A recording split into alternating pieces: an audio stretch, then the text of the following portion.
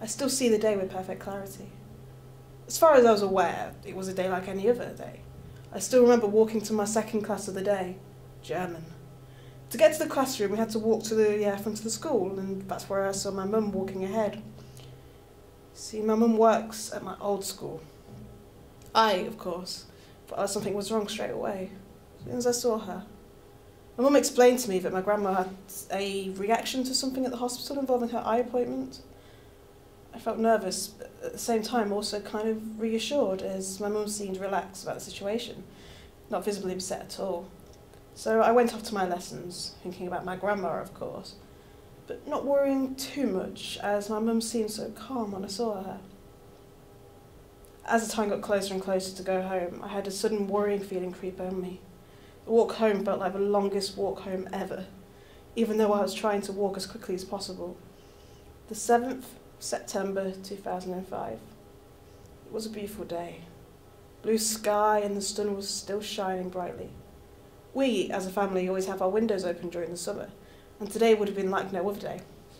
The way I used to walk home from school allowed me to see my bedroom from a good distance away. This particular day I was hoping, almost praying, I'd see the bedroom window open.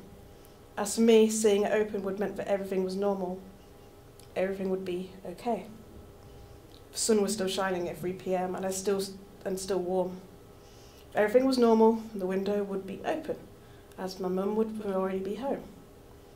As I walked over the crescent of the hill, I saw my bedroom, and the window was shut. In that tiny moment, I knew something was wrong. The walk home from that point normally only takes about 2 minutes. On this day, it felt like I was never going to get home. When I finally did get home, I was greeted by my dad. See, normally at this time of the day, he would still be at work, and it would be my mum who would be in the kitchen. But Dad told me that my grandma was in intensive care, and she might not get better. I perhaps was in shock at this moment, as I didn't seem to react much at all at the stage. It was only when I got upstairs and I was getting ready to go to the hospital that almost out of nowhere, a single tear escaped from my eye and started running down my cheek. When we arrived at the hospital, I remember being taken to a room where I saw my family, crying. My mum, she was a much different person by now. She was totally different from how I saw her earlier in the day. And after being in the dark, cold, empty-feeling room that was the family room, I was taken through to see my grandma. The beeps and the machines to keep people alive were pretty much the only sound I could hear.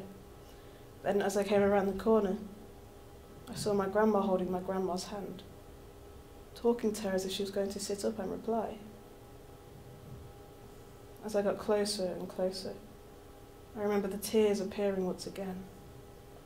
But this time, it was like a constant river, rather than a little stream.